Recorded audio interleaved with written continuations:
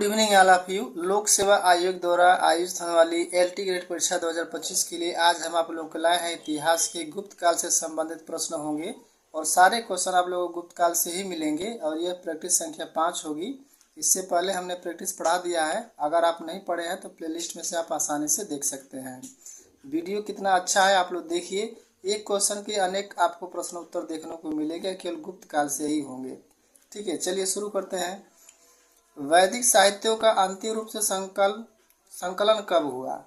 तो वैदिक साहित्यों का जो अंतिम रूप से संकलन हुआ था वो गुप्त काल के समय हुआ था। ये कई बार क्वेश्चन पूछे गए हैं, तो ऐसे क्वेश्चन है जहाँ से आप लोगों को निश्चित रूप से जो है देखने को परीक्षा में मिलेंगे। ठीक है, अब जो है गुप्त काल से कुछ क्वेश्चन है आप लोगों इम्पोर्टेंट फैक्ट में देखिए कि राजस्व का जो कृषि कर था 1/4 से लेकर के 1/6 तक लिया जाता था। ये भी क्वेश्चन कई बार पूछा गया है कि गुप्त काल में जो है राजस्व कर कितना लिया जाता था, तो 1/4 से लेकर के 1/6 तक लिया जाता था।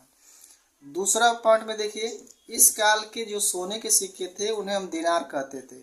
तो जो सोने के सिक्के थे उसे दिनार कहा जाता था और जो चांदी के सिक्के होते थे उसको हम रूपक कहा जाता था, यानी उस समय जो है रूपक कहे जाते थे। ठीक है, तो सोने के सिक्के को दिनार और चांदी के सिक्के को रूपक कहे जाते थे। किस काल में? तो गुप्त काल के समय में। ठीक है, नेक्स्ट क्वेश्चन देखिए। अगला क्वेश्चन देखिए कितना बेहतरीन आप लोगों को कलेक्शन हमने लाया हुआ है, जहाँ से एक से आप लोगों को कई क्वेश्चन आंसर देखने को मिलेंगे। तो वीडियो को आप लोग पूरा देखिए और अच्छा लगता है तो लाइक आप लोग जरूर करें और हमसे जुड़ने के लिए इसी प्रकार के क्वेश्चन के लिए चैनल को एक सब्सक्राइब जरूर आप लोग कर लें।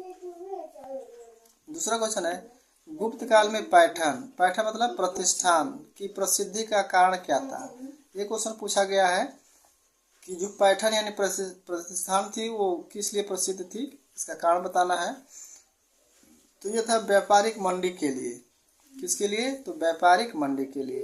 अन्य फैक्ट में देखिए प्रतिष्ठान से संबंधित, तो जो प्रतिष्ठान था यह वर्तमान में नासिक यानी महाराष्ट्र में है। तो वर्तमान में नासिक महाराष्ट्र में है और प्रतिष्ठान जो थे अस्मक महाजनपद की राजधानी थी। तो प्रतिष्ठान जो थी या पैठन जो थी वो अस्मक महाजनपद की राजधानी हुआ करती थी। और अगला फैक्ट में देखिए, यह 7 वाहनों की राजधानी थी। तो 7 वाहनों की राजधानी कौन थी? प्रतिष्ठान थी। ठीक है, और महाजनपद की राजधानी थी अस्मक। ठीक है, अस्मक जो थी महाजनपद की राजधानी थी। अगला है, यह गोदावरी नदी के तट पर स्थित है। तो इस समय वर्तमान में यह गोदावरी नदी के तट पर स्थित है। ठीक है, नेक्स्ट क्वेश्चन देखिए। अगला क्वेश्चन है, गुप्त काल में किसके निर्माण में भारत जो है यूरोप से आगे था? यानी किस चीज का निर्माण में भारत जो यूरोप से आगे था? तो इसका आंसर हो जाएगा विशाल जलयान। विशाल जलयान के क्षेत्र में जो भारत था वो यूरोप से भी आगे था। अब इससे फैक्ट आप देख लीजिए, इंपॉर्टेंट फैक्ट क्या है। यूरोप भारत के बीच व्यापारिक संबंध पहले से ही थे, यानी यूरोप और भारत के बीच जो है व्यापारिक संबंध जो थे वो पहले से ही थे। और 2 बंदरगाह थे। कौन कौन? देखिए, एक भड़ौच था, एक था ताम्रलिप्ति। एक भड़ौच नाम का था बंदरगाह, एक ताम्रलिप्ति था। तो जो भड़ौच था तो ये सबसे बड़ा था। सबसे बड़ा अगर पूछता है कि बंदरगाह कौन था तो भड़ौच। ठीक है, और छोटा कौन सा था? तो ताम्रलिप्ति था। ये भी क्वेश्चन पूछे गए हैं। ठीक है, और भड़ौच कहाँ है इस समय? तो यह गुजरात के या सौराष्ट्र के नाम से जाना जाता था। ठीक, गुजरात या सौराष्ट्र के नाम से जाना जाता था।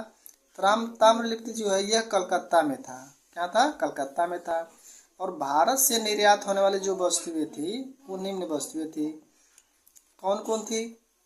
जैसे हीरे हो गए, मोती हो गए, मलमल के कपड़े, हाथी दांत, मयूर पंख, काष्ठ की मूर्तियां आदि, ये जो थे भारत से निर्यात किए जाते थे। ठीक है, अब नेक्स्ट क्वेश्चन में देखिए। अगला क्वेश्चन में, गुप्त काल में दैनिक आवश्यकताओं की वस्तुएं उपलब्ध थी।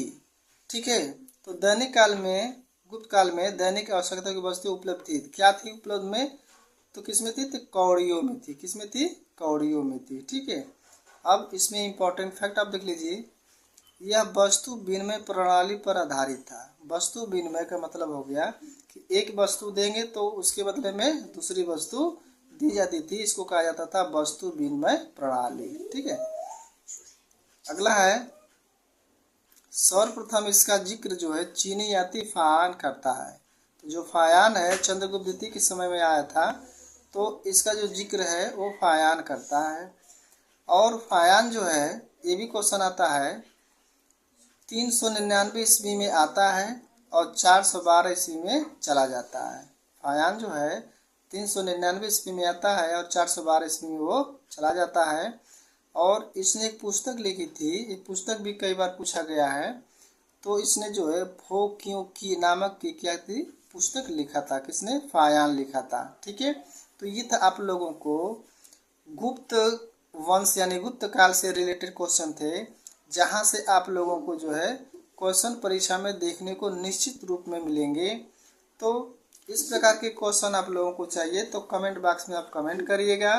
ठीक है, और अगर थोड़ा आप लोग की विजिबिलिटी जरा कमज़ोर है तो थोड़ा सा इसको बढ़ा लीजिएगा, बढ़ा करके इसको आप पढ़िए। ठीक है, अगर आपको एक सीट पक्की करनी है तो ऐसे क्वेश्चनों का आपको सामना करना पड़ेगा। अगर ऐसे क्वेश्चन आप नहीं जानेंगे तो अब वन लाइनर क्वेश्चन नहीं रहा, अब अंदर डीपली क्वेश्चन पूछा जा रहा है, आयोग पूछ रहा है। तो इसलिए आपको ऐसे क्वेश्चनों से सामना होना जरूरी है। तो पहले से ही अगर तैयार रहेंगे, ठीक है, तो परीक्षा में कोई दिक्कत आपको नहीं होगी। और एक लाइक आप लोग ज़रूर कर दीजिए और हमसे जुड़ने के लिए चैनल को हमारे सब्सक्राइब कर लीजिए, ताकि जब भी यहाँ से हम वीडियो भेजे जाए तो आप तक आसानी से पहुँच जाए। ठीक है, तो यहाँ तक देखने के लिए आप सभी लोगों का बहुत बहुत धन्यवाद।